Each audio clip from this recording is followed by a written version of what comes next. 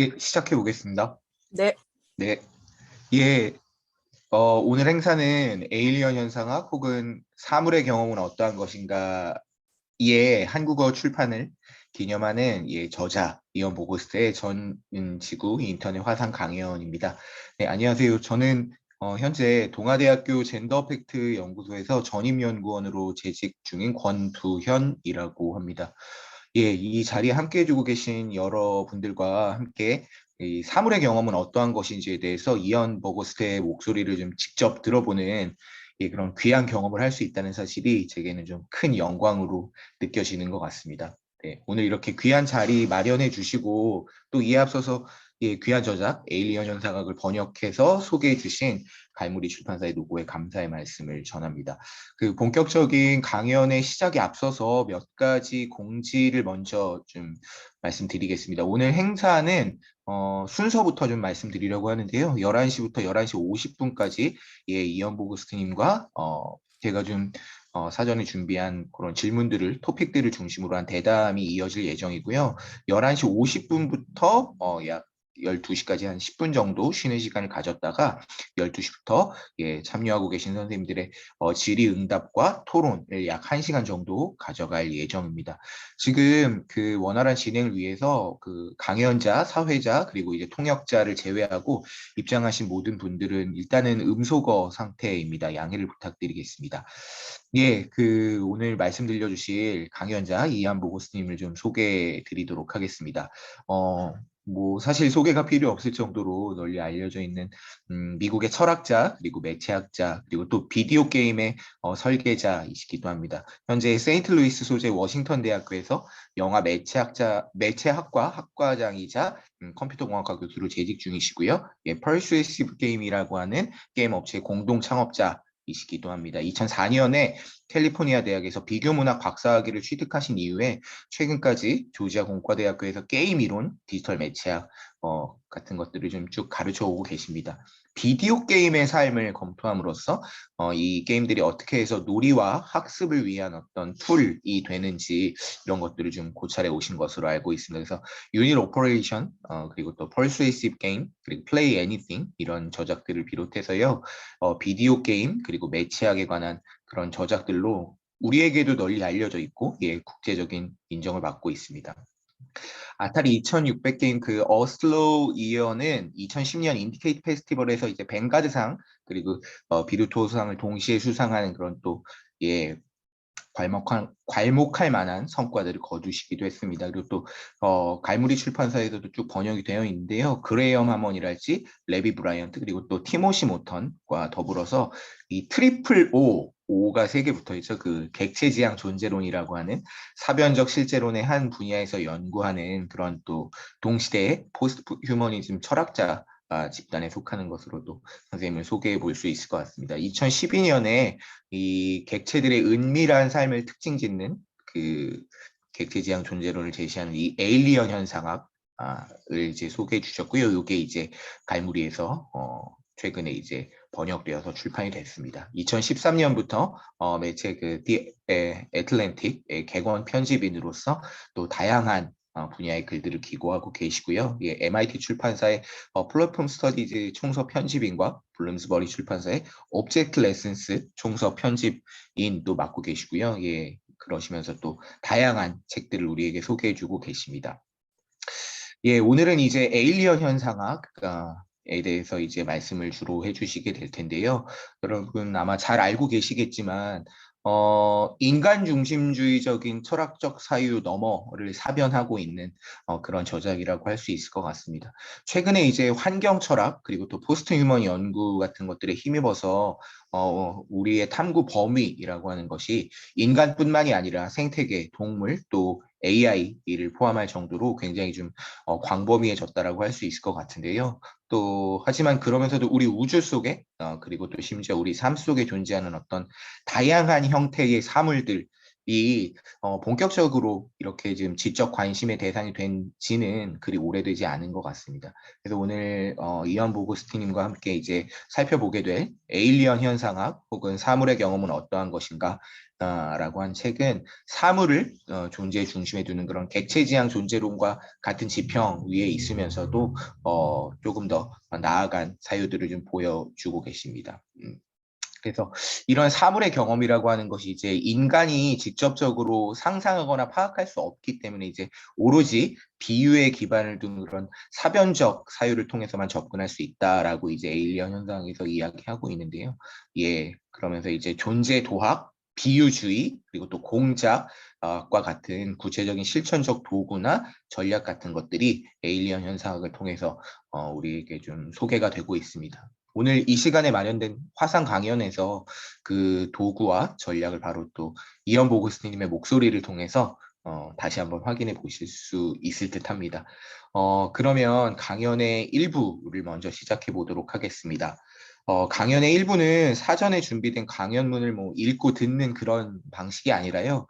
몇 가지 토픽들을 이언 보그스님에게 먼저 전하고 이에 대한 생각을 들어보는 그런 시간으로 꾸리게 될 예정입니다. 그래서 이를 통해서 우리 앞에 도착해 있는 이 에일리언 현상학 이라는 사유의 얼개를 좀 재구조화해 보면서 더 나아가서는 그런 사유를 좀 구체화 시켜볼 수 있었으면 좋겠다는 그런 기대를 가지고 있습니다. 네, 그러면 좀 많이 기다리셨을 텐데요. 이제 이언 보고스님에게 대담을 청해 보도록 하겠습니다. 몇 가지 질문들을 좀 사전에 준비를 했는데 말씀 좀 청해 보도록 하겠습니다.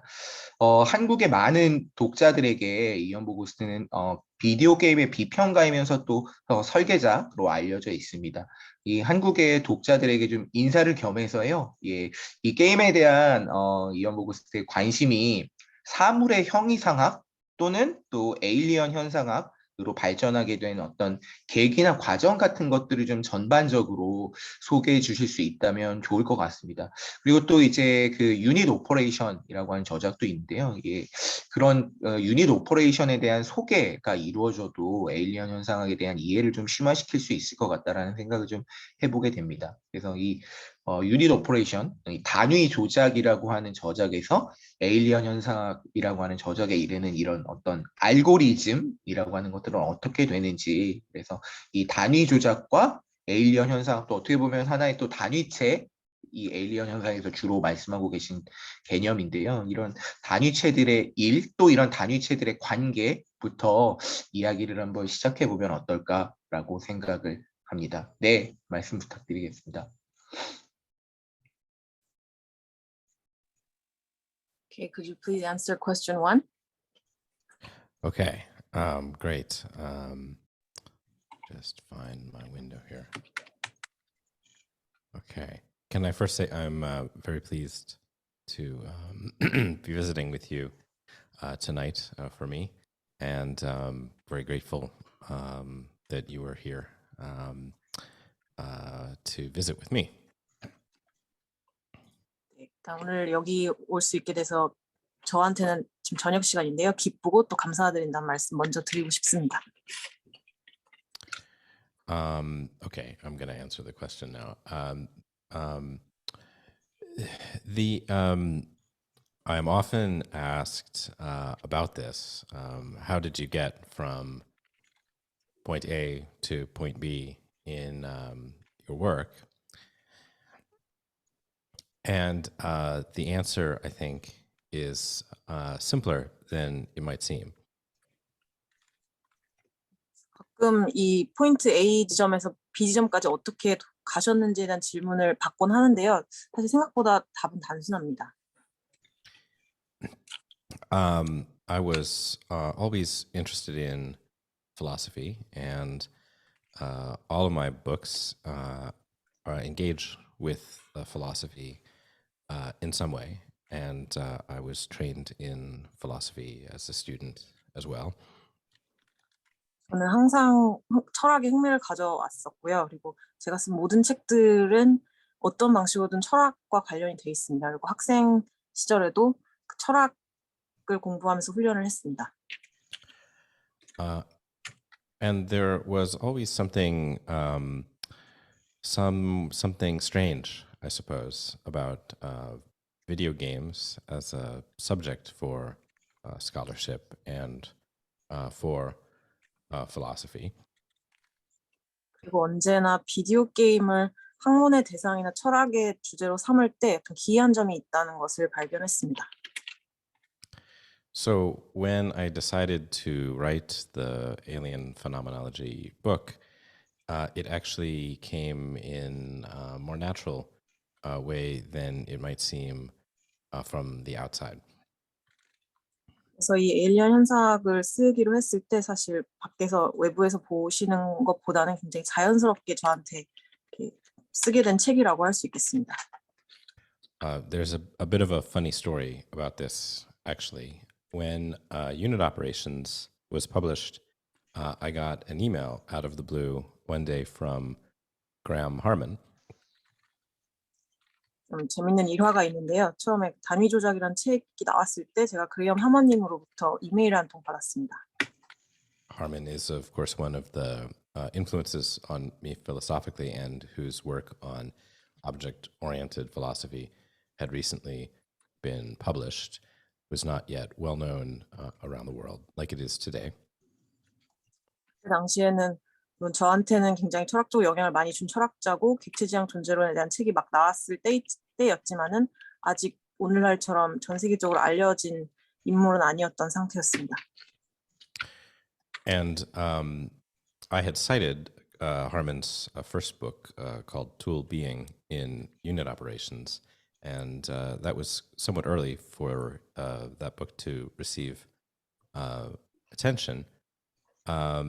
And Harman found this by searching on Amazon. At the time, you could search inside books and find your own citations.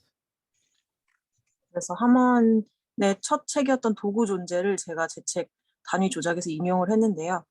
하먼의 책으로서는 굉장히 빨리 좀 일찍 인용이 된 사례였고 하먼이 그 당시에는 아마존에서 검색을 통해서 내 저서가 어디에 인용되는지를 찾을 수 있었던 시대였거든요. 그래서 그때 당시 하먼이 아마존에서 검색을 해서 제 책에 하먼의 책이 인용됐다는 걸 찾고 저한테 이메일을 보냈던 것이었습니다. And he wrote me a really kind email and said hello, and he got the book and read it and encouraged me to persist in the philosophical work.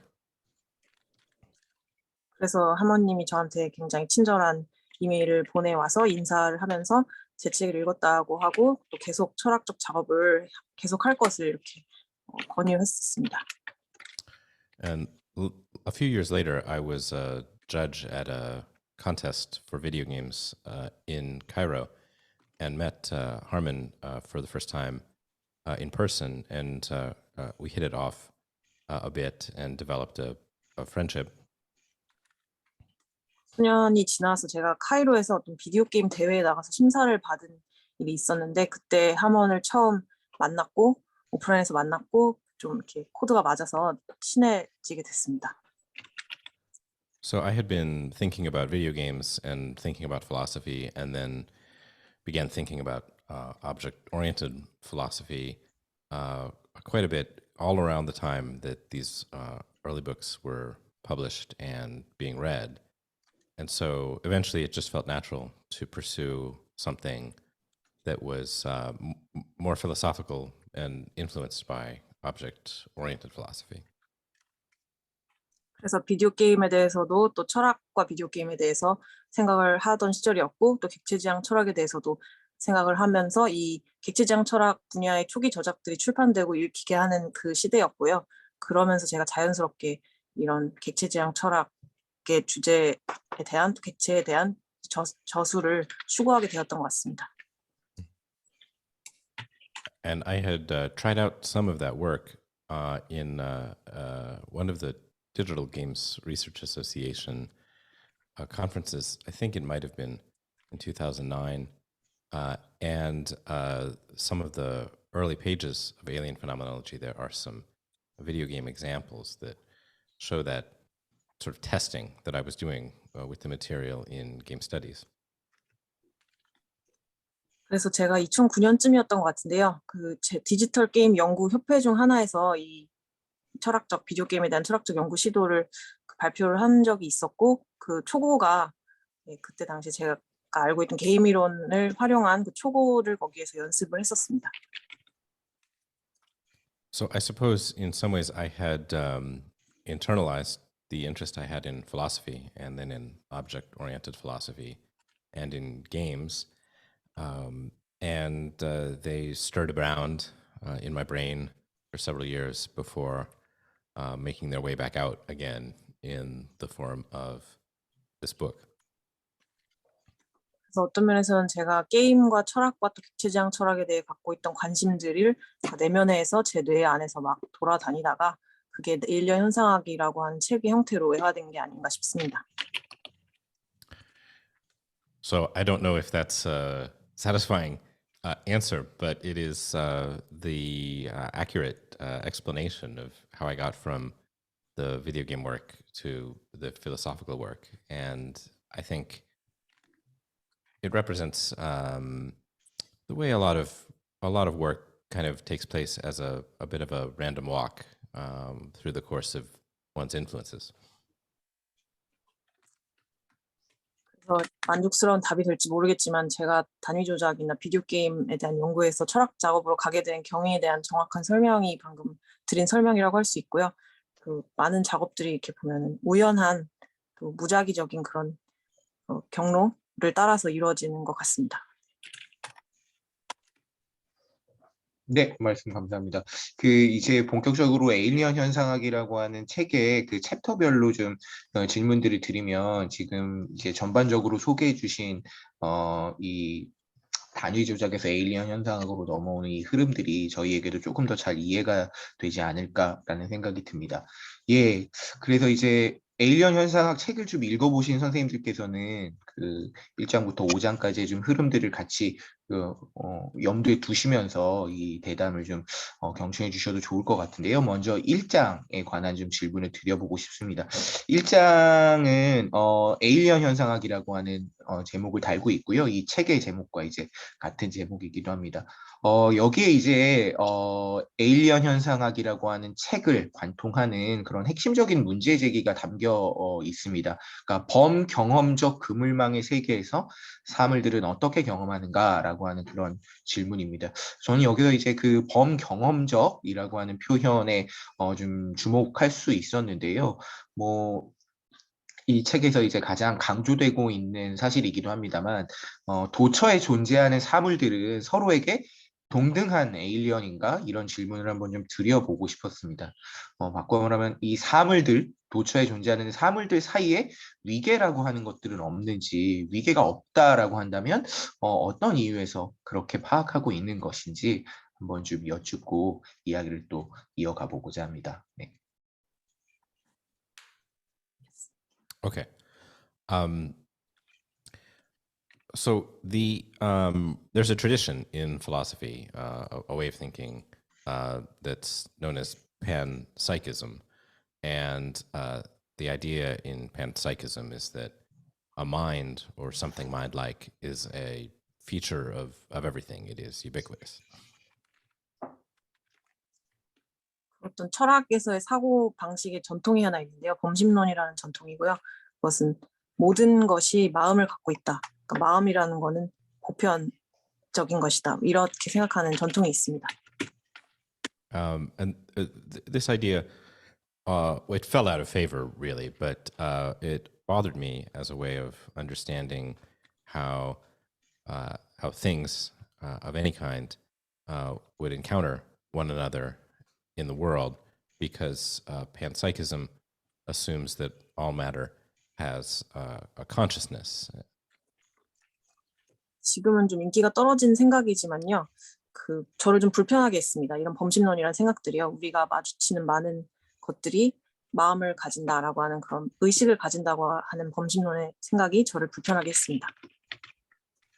So when I was working on the book, and this relates a bit to the last question too, I had recently finished my book on the Atari video game system. 그래서 제가 이 에일리언 현상학을 쓸 당시에는 그리고 이 답변은 이후에 사회자께서 제기하실 마지막 질문들과도 관련이 있는 것 같은데요. 아타리 비디오 게임에 대한 책을 제가 막 마쳤을 때였습니다. And I had been thinking quite a bit about the way that the parts of that machine relate to one another, the components of the computer, the design of the integrated circuits, the television and its connection to the machine, and so forth. 그래서 저는 당시에 그 기계의 각 구성 요소들, 그 부분들이 서로 어떻게 관계하는지에 관심을 갖고 있었습니다. 그래서 뭐 텔레비전과 뭐 여러 가지 얘기를 하셨습니다. And so the idea that those parts or the whole were conscious or alive in the panpsychic way seemed like a strange thing to conclude, but they were clearly experiencing something or something akin to experience was going on in each of them. 그래서 이 전체 기계 체계가 어떤 의식을 가진다, 범신론적으로 의식을 가진다는 건 좀 이상한 생각처럼 느껴졌지만은 그 기계들이 어떤 경험을 하고 있다라는 것만은 분명해 보였습니다. That idea of experience is still a little anthropocentric because whatever it is that the computer or the puppy or the automobile or whatever is doing is not exactly experience in the way that you and I have it. 그래서 그런 경험에 대한 생각은 어찌됐든 인간 중심적인 거는 분명한 것 같습니다. 왜냐하면 컴퓨터나 강아지나 자동차나 우리가 겪는 형태의 경험을 하는 것은 아니라고 생각하기 때문입니다. But even so, something is going on, right? There's some encounter between these pieces in relation to one another. 그렇다고 하더라도 이 서로 관계하는 조각들 사이에는 어떤 마주침이 있다, 무언가가 일어나고 있다는 것만은 분명한 것 같습니다. So that really became the premise of the book. Is there a way of understanding or at least characterizing the kinds of experience that entities of any kind have with other entities of any kind? And that is what made me settle on panexperientialism as a way of talking about that. 그래서 그것이 저의 전제가 되었습니다. 일단 어떤 존재자든 간에 어떤 특정한 존재자가 다른 어떤 존재자와 그 관계할 때 맺는 그 경험을 특징화하는 것, 그걸 이해할 수 있는 방법이 무엇인가. 그래서 제가 범경험주의, 범경험적이라는 그 생각을 하게 되었습니다. So from that perspective, we can characterize something like experience or sensation as a universal quality of all things. This is what Graham Harman calls the sensual object, the encounter of two sensual objects, although I don't adopt that exact language. 그래서 이런 관점에서 이 경험이나 감각 같은 거를 어떤 보편적인 성질로 그 특징화할 수 있고, 그거를 그레이엄 하먼은 감각 성질 간의 마주침으로 부르고, 저는 그 용어를 직접적으로 채택하지는 않습니다. But instead, I was just interested in finding some kind of tool or framework in order to allow us to characterize and then talk about the specific encounters that entities experience, if you want, with one another. 그러나 저는 그 존재자들이 서로 마주치면서 그 구체적인 마주침들에서 서로 경험하는 것을 특징 지을 수 있는 어떤 프레임이나 도구를 발견하는 데 관심이 있었습니다.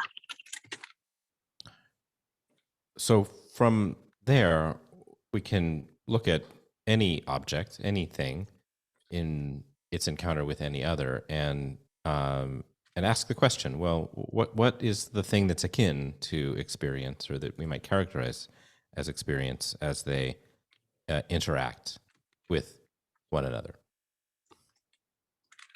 그래서 그런 관점에서부터 우리는 질문할 수 있는 것 같습니다. 무엇이든지 간에 그것이 다른 어떤 것과 마주칠 때 그 겪게 되는 경험과 비슷한 것, 또는 경험으로 부를 수 있는 것, 서로 상호작용하는 것, 그거를 뭐라고 해야 될 것인가, 그게 무엇인가, 이런 질문을 할 수 있을 것 같습니다. And this gets to the second part of the question, which is that the position I take in the book is that all things exist in the same way, but they are not equal to one another, because that implies some sort of judgment, which requires a particular subject position.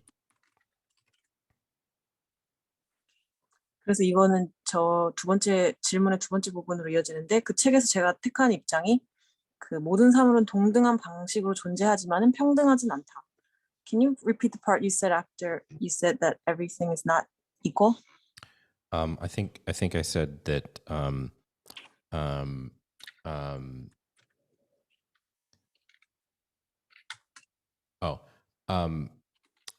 that I think I said that doesn't mean that everything is equal to one another, because a judgment of equality would require a specific subject position.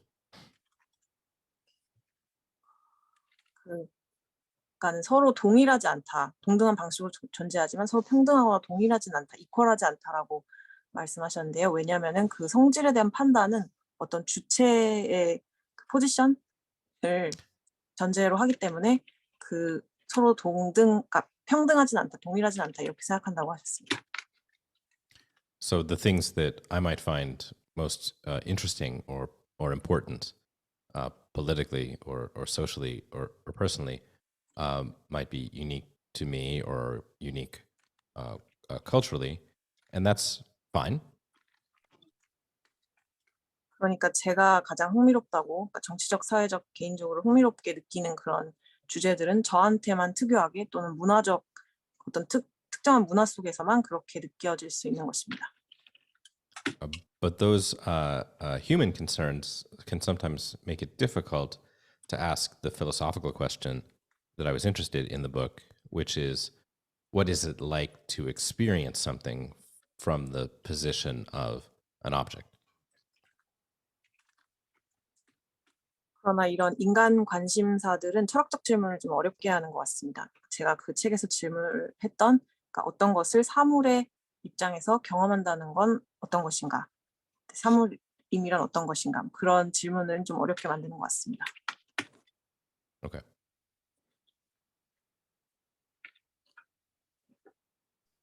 네, 말씀 감사합니다.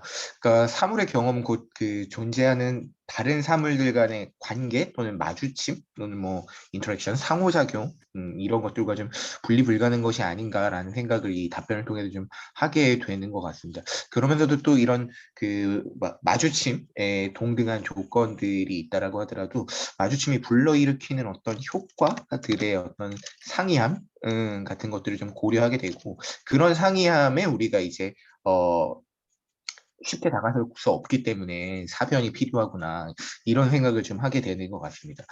이 답변을 듣다 보니까 곧 이어서 드리게 될 세 번째 질문이 좀 그 우문이 될지도 모르겠다라는 생각을 좀 하게 되는데요. 예, 그럼에도 불구하고 이어 보고스트에 좀 명쾌한 설명이 있다라고 하면 우리 독자들에게는 또 도움이 되지 않을까, 그런 소박한 마음으로 다시 질문을 좀 이어가 보도록 하겠습니다. 이번에는 좀 그 2장과 관련한 질문을 좀 드려보고 싶습니다. 2장의 그 제목이고 이 에일리언 현상학이라고 하는 책이 제안하는 좀 중요한 개념인데요. 그 존재 도학입니다. 이 표현에서 확인할 수 있는 것처럼 이 보고스트의 작업은 기본적으로 좀 저에게는 좀 지리적으로 보이는 측면들이 있습니다. 이런 지리적인 관점을 설정하게 하는 게 그 에일리언 현상학에서 종종 이제 인용되고 있는 그 브루노 라투르를 비롯해서 뭐 그레이엄 하먼, 레비 브라이언트 등의 그런 철학적인 작업과 이언 보고스트의 작업을 제가 좀 나란히 두고 비교해보고 싶은 그런 충동 때문이었던 것 같다는 생각을 하게 됩니다.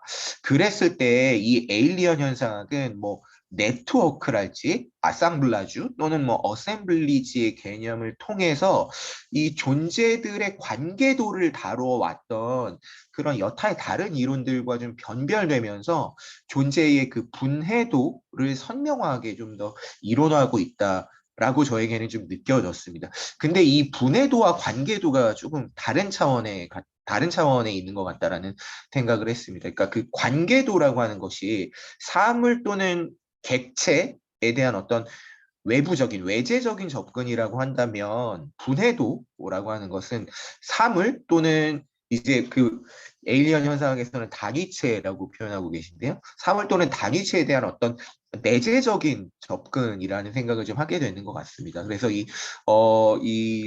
목록을 통해서 가시화되는 그 존재 도학적 열거 이렇게 표현하고 계신데요. 이 존재 도학적 열거에 있어서 객체들의 관계보다는 그 자체로서 존재하는 객체 또는 객체의 존재 자체가 그 자체가 더 중요하다라고 강조한 것으로 볼 수 있을까 이런 생각이 좀 들어서 질문을 드려보고 싶었습니다. 그리고 그 관계가 다분히 좀 기능적으로 그리고 또 실용주의적으로 맺어지는 것 같다라는 그런 생각도 좀 들었습니다. 그래서 이 단적으로 말해서 분해도를 통해서 드러난 그런 파편들, 그 개별적인 단위체들은 어떻게 보면 좀 서로에게 에일리언인 것처럼 보이지 않고 동종의 것들이 관계하면서 그 유닛 오퍼레이션, 단위 조작을 추동하고 있는 것으로 보이는 측면도 좀 있는 것 같습니다. 이게 이제 이어지는 3장에서 설명되는 이질적인 객체들의 그 비유화된 관계랑은 조금 다른 개념, 다른 관계 같다라는 생각을 좀 하게 됐습니다. 그래서 좀 이해가 많이 부족한데요. 이런 객체들 또는 이 단위체들의 그 관계에 대한 보고스트님의 생각이 좀 궁금해서 질문을 좀 드려봅니다. Okay.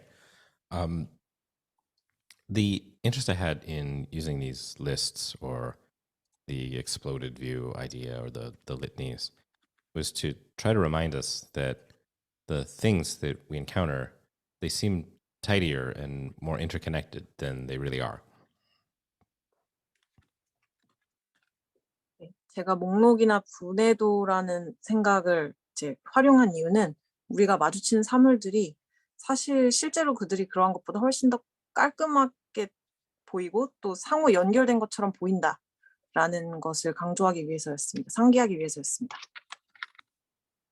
And that even something that is constructed to function in a certain way, a machine, for example, or an object from nature that has evolved to take on a specific form, even in those cases, the components of it and its relation to other things are alien to one another. 그래서 특정한 방식으로 기능하기 위해서 구축된 기계라든지 자연에서 가져와서 특정한 형태로 만들어진 사물이라든지 무엇이든 간에 그 안에 구성 요소와 다른 것과의 관계는 서로 에일리언하다는 것이 저의 생각입니다. And this is a little confusing because you can look at the individual thing and see it as a whole, but then you can take it apart, and each of the components might also be a whole, or you could put some of them in your pocket or throw them in the garbage, and those too would be holes. 그래서 좀 혼란스러운 게 뭐냐면은 그 개별적인 사물들을 보면은 전체인 것처럼 보입니다. 근데 그걸 또 분해하면은 각 구성 요소들도 각각 하나의 전체들처럼 보이고 또 그거를 다 호주머니에 넣거나 뭐 쓰레기통에 버리거나 하면 그것들조차도 그 자체로 다 전체인 것처럼 보입니다. So this suggests to me that being is much less tidy and messier than we tend to characterize it. 그래서 이것이 암시하는 건 뭐냐면 존재라는 거는 우리가 생각하는 것보다 훨씬 깔끔하게 떨어지지 않고 좀 지저분하다라는 것입니다. And that's really, in some ways, the whole idea behind the ontography concept in the book. That it does very little work other than to demonstrate the diversity of being and how plentiful it is for things to exist. 그래서 사실 존재도학에 대한 장 그 뒷면에 있는 그 배경을 이루는 아이디어는 사실 이게 전부인데요. 그 장에서는 그 존재자들이 그 다양성, 그 존재로서 갖는 다양성과 그 풍부함을 보여주고자 했습니다.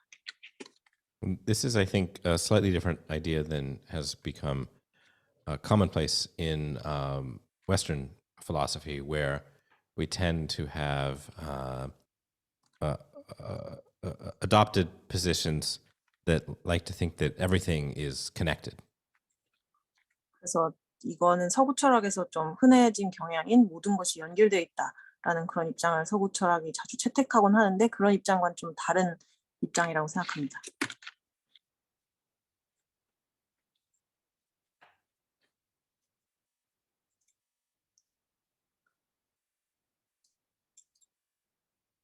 예, 그래서 그 혼합체라고 하는 개념이 이제 에일리언 현상학에서 등장하고 있는 것으로 이제 읽었는데요. 혼합체 개념을 도입해서 이제 사물의 존재를 설명하고 계시고, 이런 혼합체가 이제 존재론적인 어떤 다양성의 어떤 한 형상일 수 있겠구나, 이런 생각을 또 다시 한번 하게 되는 것 같습니다. 말씀 감사합니다.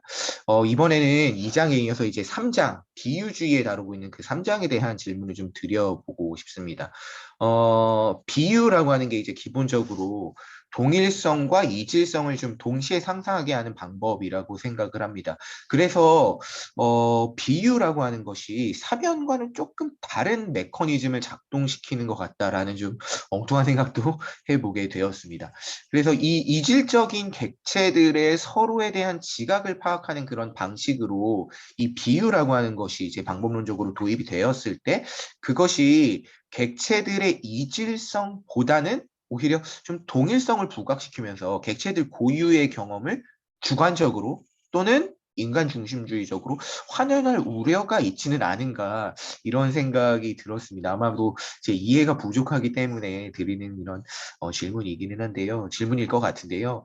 이 비유가 이 사물의 경험을 이해하는 어떤 최선의 방법일까? 아니면 불가피한 방법일까? 이런 질문 좀 드려보고 싶은데요. 이 질문이 사실 그 어떤 좀 그 전제에서 비롯되었다라는 것을 좀 제가 질문을 드리면서 느끼게 되었는데 그게 뭐냐면 사물의 의인화와 더불어서 인간의 사물화 이 둘을 좀 같이 보고 싶다라는 그런 전제 속에서 이런 질문을 드리게 됐습니다. 뭐냐면 인간에게 있어서 사물화는 명백한 어떤 모욕에 해당합니다. 그래서 인간을 사물화하는 비유 더 나아가서 이 비유가 이미 그 현실 그 자체인 상황에 대해서 인간과 사물이 서로에게 마찬가지 에일리언으로 존재한다라고 하는 어떤 사변이라고 하는 것이 어떠한 좀 정치적인 힘을 발휘할 수 있을 것인가 이런 생각에 대해서 한번 보고스님의 의견을 좀 여쭙고 싶었습니다. Okay. So the short way to answer is yes. The metaphor, the idea of using metaphor to characterize object relations is absolutely always reductive and human-centered. 짧게 답을 드리자면 그렇습니다. 비유주의를 활용하는 것은 절대적으로 인간 중심적이고 또 헌원적이라고 생각합니다. And the reason for that is that we are human, and the best that we can do when we approach other things, including other people, is to do our best to characterize from our perspective what it might like to be, to perceive, to experience the world in their shoes, if you will. I don't know if that's a phrase that works for you, but you know what I mean. 그리고 그 이유는 우리가 인간이고 그러니까 우리가 다른 인간이나 뭐 다른 사물을 대할 때 할 수 있는 최선은 그것이 그들이 그들의 입장에서 어떻게 경험하고 그 존재하는지를 최선을 다해서 특징화해 보려고 하는 것이라고 생각합니다. So this is a tool that we can use, these metaphors, in order to give ourselves the ability to aestheticize the experience of other objects, so that we can discuss it and act on that speculative knowledge. 그래서 이것은 비유라는 것은 우리가 그 다른 것의 경험을 미학화할 수 있는 능력을 주고 그것을 토대로 그 사변적 지식을 토대로 행위하고 논의할 수 있게 해주는 도구라고 생각합니다. Is it the best way to understand the experience of things? I don't know. It might not be. It's certainly not an inevitable way, but it struck me as an honest approach to trying to make progress, to give ourselves a set of tools with which to characterize the experience of objects that are very different from ourselves. 그것이 우리와 매우 다른 사물들의 경험을 이해할 최선의 방법인가? 그건 잘 모르겠습니다. 당연히 불가피하진 않다고 생각합니다. 다만 우리가 우리와는 다른 사물의 경험을 이해할 수 있는 방법으로서 조금 더 한 발짝 더 나아갈 수 있는 그런 정직한 방법이라고 저는 생각합니다.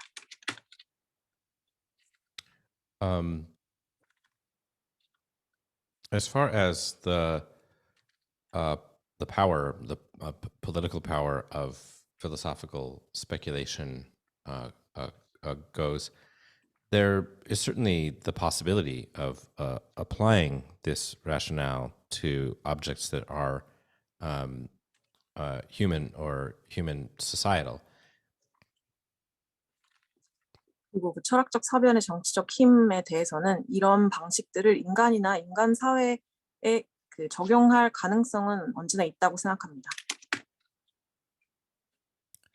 And I think that the productive way to do that would be to use this theory of metaphorism to acknowledge that the kinds of experiences that other entities encounter are, at least to some extent, outside the purview of our knowledge and experience, and they must be understood as being distant from us in that way.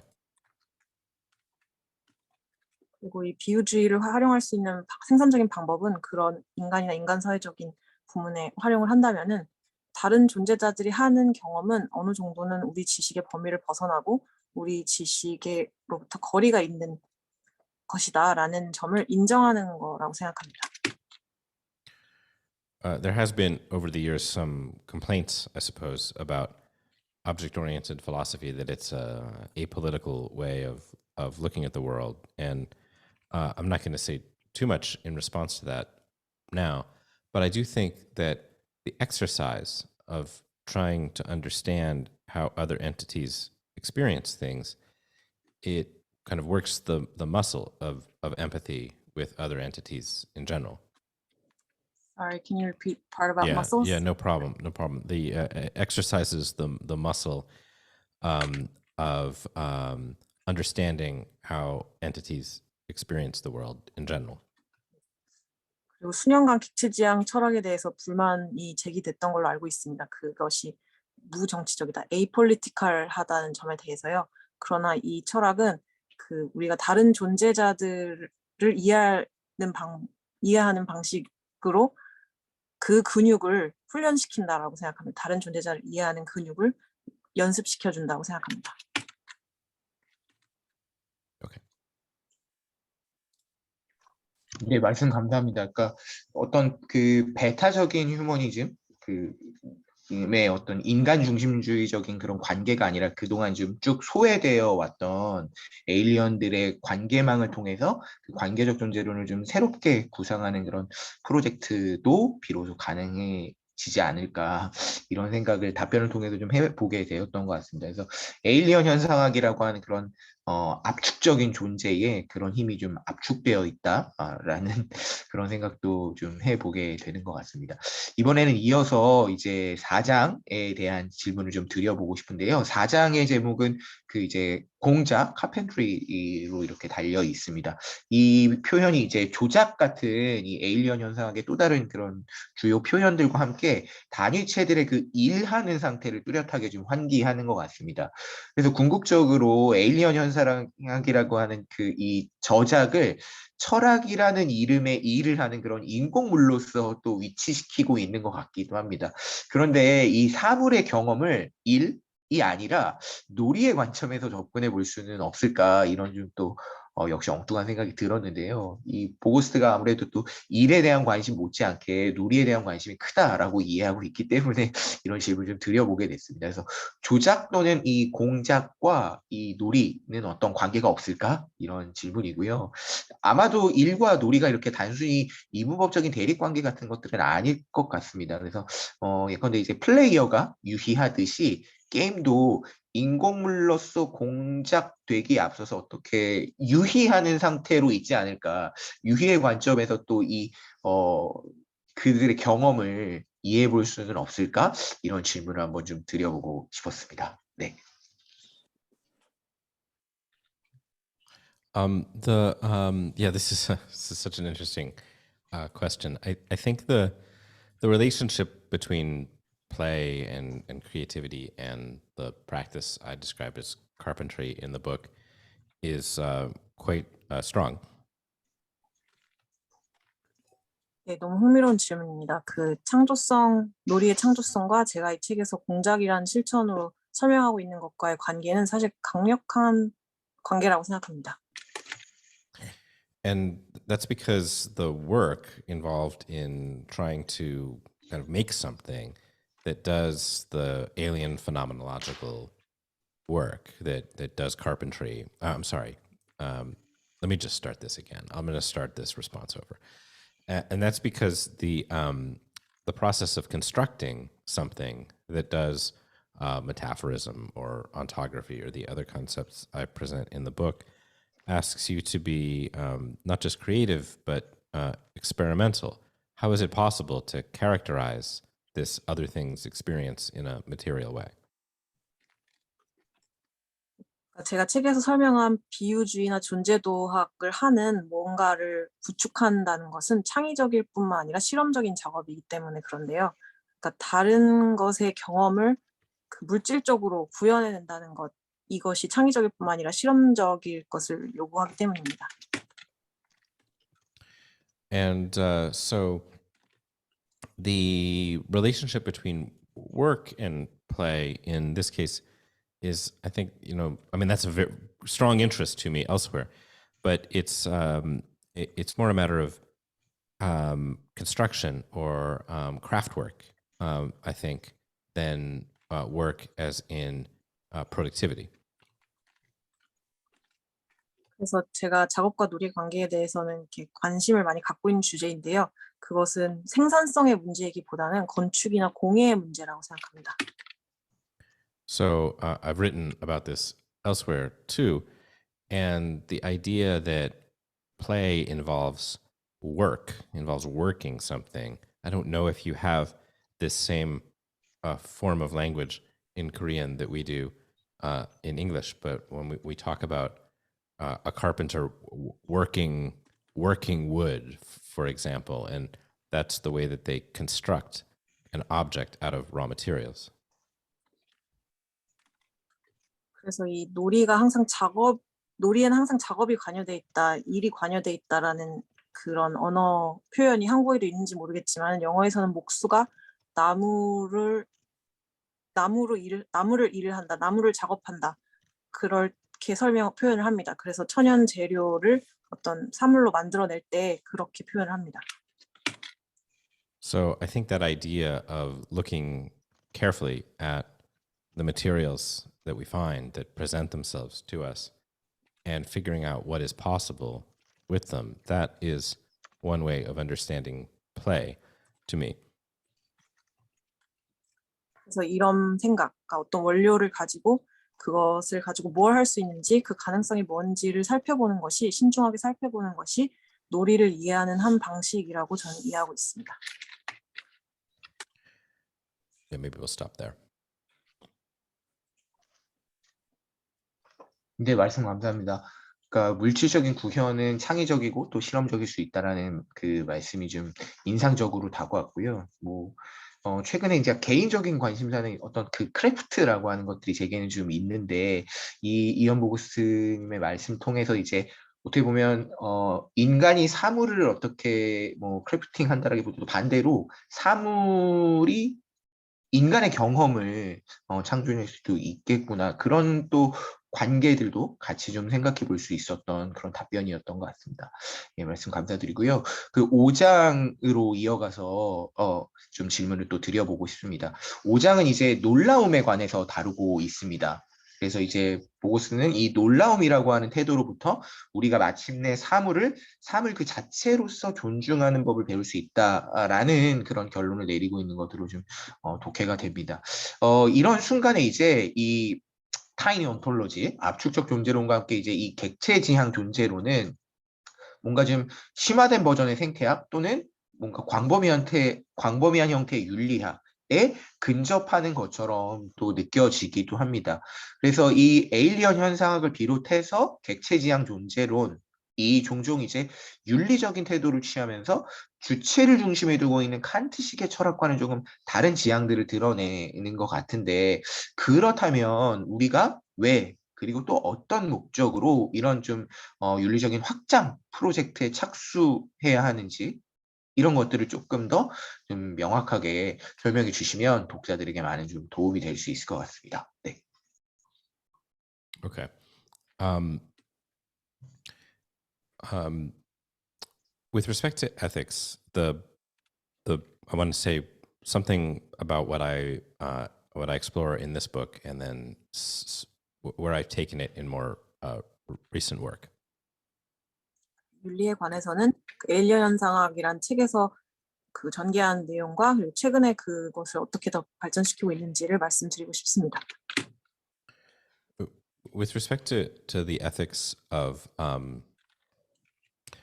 other entities, especially other non-human entities, the argument I make in alien phenomenology is that it's essentially impossible for us to comprehend or posit an ethical code for entities very different from ourselves.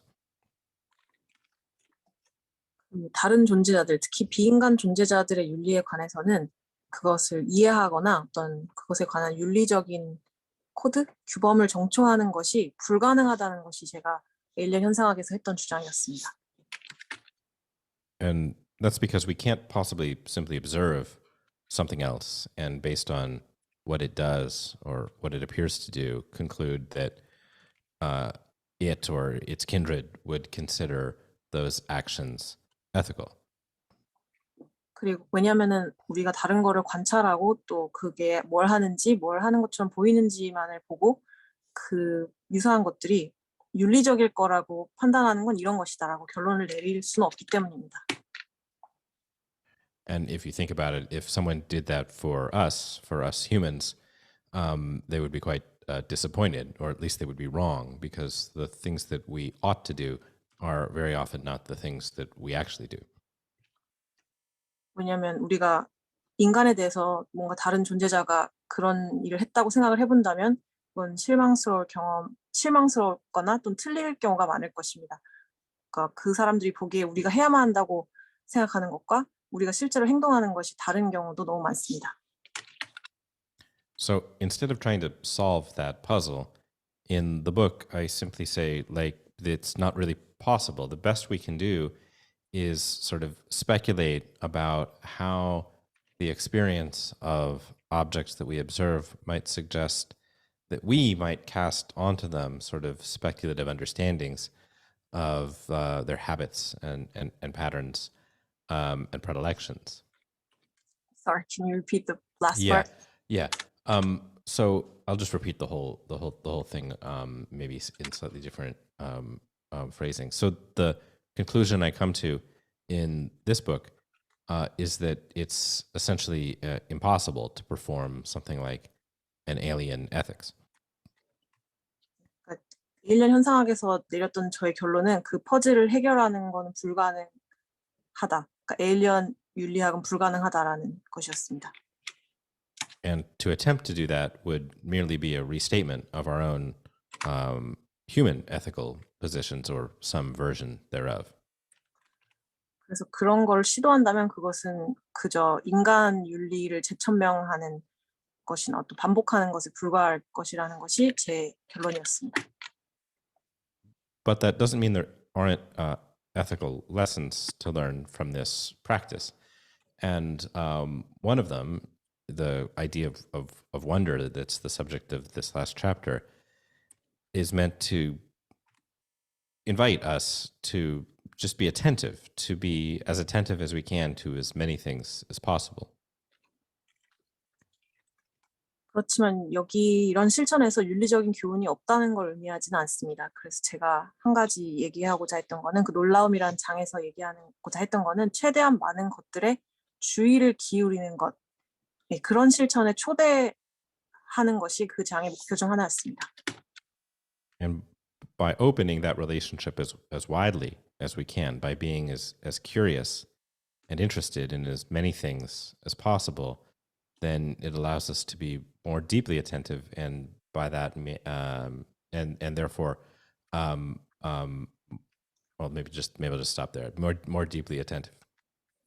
그래서 그런 호기심을 갖는 범위를 최대한 넓히고 그런 관계를 가능한 깊이 있게 갖고 깊이 관심을 기울이고 주의를 기울이는 것이 그 장에서 얘기하고자 한 바였습니다. It's a bit like the more things we find interesting and worthy of our attention, then the more that attention brings respect to even more things, including our fellow humans. 우리가 더 많은 거를 흥미롭게 느낄수록 그 관심이 더 많은 것에 대한 그리고 거기에는 인간도 포함되는데요. 존중을 심화할 것이다. 더 많은 존중을 갖고 올 것이다. 이렇게 생각했습니다. And this is an idea that I explore in much greater depth in a later book called Play Anything, which is really about the idea of what we can learn from carrying out that practice of deep curiosity and attention. 그래서 제가 이제 이후에 쓴 책인 Play Anything이라는 책에서 이런 질문들을 좀 더 탐구를 했습니다. 우리가 이런 깊은 호기심의 실천을 수행할 때 배울 수 있는 것은 무엇인가라는 내용에 대해서는 그 책에서 더 서술했습니다. That book I don't think has a Korean edition yet. There is a Chinese translation, but maybe we can fix that. 중국어 번역본이 있지만 그 책에 아직 한국어판은 없는 걸로 알고 있고 네, 이 점은 개선되면 참 좋겠습니다.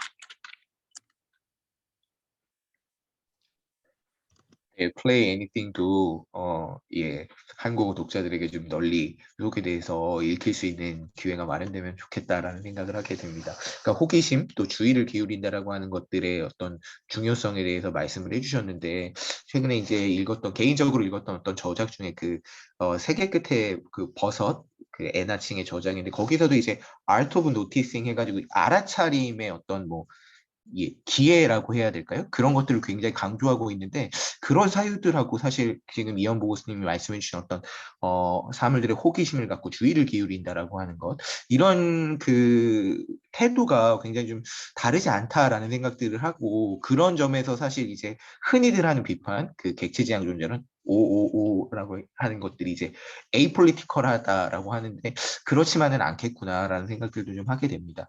그래서 여기까지 총 이제 5장으로 구성된 에일리언 현상학의 내용에 관한 질문이었고요.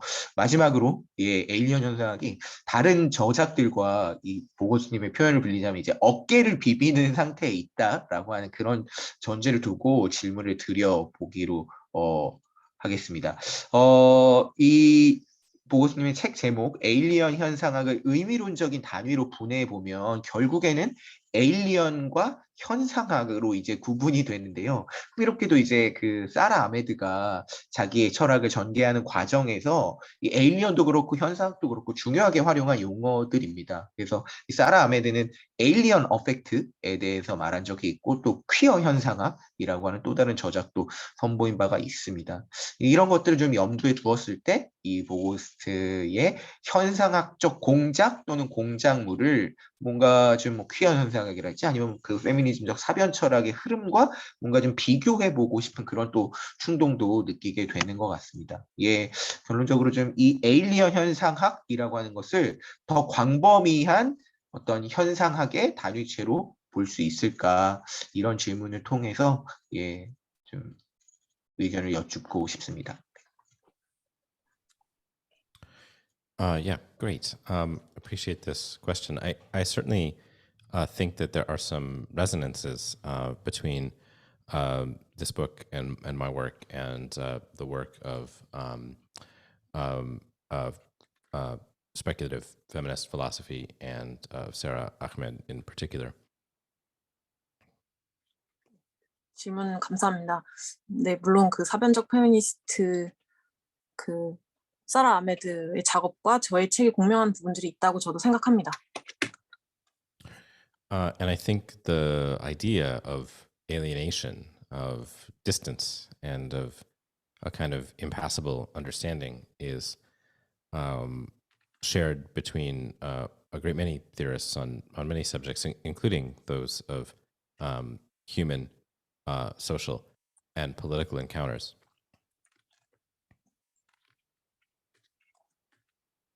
이런 이해 불가능성 또는 소외 이런 부분들에 대해서는 그 많은 철학자들이 뭐 인간이든 사회든 정치를 사유하는 그 사람들 사이에서 공유되고 있는 지점이라고 생각합니다.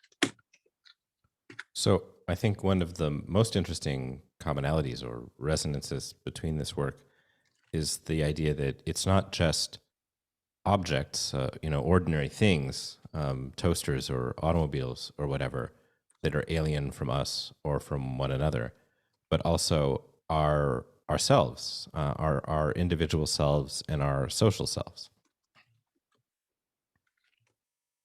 그래서 이런 생각들이 갖는 가장 흥미로운 공통점은 객체나 사물들, 뭐 일상적 사물들, 토스터든 자동차든 이런 것들이 우리에게 에일리언할 뿐만 아니라 우리 자신도 또 우리의 사회적 자도 우리로부터 에일리언하다라는 점을 다 공유한다고 생각합니다. Now, of course, the queer phenomenology work is really about bringing phenomenology to bear on queer studies and on an understanding of human sexual orientation and its social implications. 물론 퀴어 현상학을 퀴어 연구에 적용을 해서 그 인간의 성적 지향과 그것의 사회적 함의를 연구하는 그 분야이기는 합니다. And certainly the idea of queerness as it has been popularized and spread as a theoretical idea has extended well beyond just the concerns of sexual orientation and into a kind of notion of decoupling and recoupling in the way that Ahmed sometimes describes it. 그래서 퀴어성이라는 아이디어는 그 대중화된 그런 이론적 아이디어는 성적 지향에 대한 아이디어에서 좀 더 확장돼가지고 그 디커플하고 리커플하는 그런 아이디어로 활용되고 있는 걸로 알고 있습니다. So those are some of the possible resonances that I see between those works. 그래서 이런 점들이 좀 이 작업들 사이에서 일어나는 공명의 그 가능한 사례들이라고 생각합니다. But as for the broader question of alien phenomenology's relationship to phenomenology in general, I think with Ahmed or with the subfield of philosophy known as phenomenology in general, there's still a challenge. 그러나 그 현상학 일반과 에일리언 현상학의 관계에 대한 좀 더 넓은 질문에 대해서는 그 좀 도전이 어려움이 있다고 생각합니다. And that challenge is that when we think about and when we talk about apperception, about experience and encounter, phenomenology still assumes that it's human experience that we're referring to. 그 어려움은 그 현상학에서는 경험이나 마주침, perception 이런 것들을 생각할 때 인간에 국한시킨다는 점입니다. And of course, that's a quite interesting topic for us human beings. So it's no doubt, or it's no surprise that would be of concern. But the idea or the opportunity is to expand phenomenology beyond human experience to any kind of experience. 그래서 이렇게 생각하는 것이 인간한테는 우리 인간이니까 흥미로운 주제임이 당연하지만 그 저의 생각은 이 현상학을 인간 경험 너머로 확장하는 데 있습니다. 어떤 경험으로든지 그 현상학을 확장할 수 있어야 한다는 것입니다. And that's one of the hopes I have for the reception and use of the book in philosophy and beyond. 그래서 에일리언 현상학이라는 책이 그런 부분에서 활용되기를 바라는 것이 제 희망사항 중 하나입니다. Okay. 네, 말씀 감사합니다. 그러니까 현상학 하면은 당연히 이제 그 메를로퐁띠를 먼저 떠올리게 되고 인간의 지각 같은 것들을 먼저 생각하게 되는 것 같은데 결국은 그 인간의 지각 너머를 사변하는 작업 이런 것들이 이제 에일리언 페노메놀로지의 중요한 목표다라고 하는 것을 다시 한번 좀 확인할 수 있었던 것 같고요. 그렇다면 그 지각 너머를 어떻게 우리는 사변할 수 있을까라고 했을 때 말 그대로 이제 비유가 하나의 좀 툴이 될 수 있을 것이다. 이런 식으로 좀 답변 내용들이 연결되고 또 정리되는 것 같았습니다. 네, 이런 좀 질문들에 대해서 답변해 주셔서 감사합니다. 사실은 좀 제가 비판이나 문제 제기라기보다는 에일리언 현상학의 그 전반적인 내용을 좀 점검해 볼 수 있는 질문들을 뭐 나름으로는 준비해 봤는데 사실 이런 질문들이 얼마나 좀 효과적으로 전달이 되어서 에일리언 현상학을 좀 잘 드러내면서 재구성할 수 있을지 좀 사실은 우려가 많았어요. 그럼에도 불구하고 저의 어떤 그 우문들에 대해서 현답들이 이루어졌던 것 같습니다. 무엇보다도 이 이언 보고스트의 생생한 목소리가 이제 그런 활자로 고착된 글쓰기 너머에서 이 철학이라는 게 또 작동하고 있구나 이런 사실을 확인시켜 준다라는 생각도 좀 하게 되는 것 같습니다. 그 또 이 압축적인 시간이 우리 각자에게 또 갖고 또 다른 문제의식을 작동시킬 수 있겠다라는 생각을 하게 됩니다. 그 생각을 좀 강연의 2부에서 계속 좀 이어가 보면 좋겠습니다.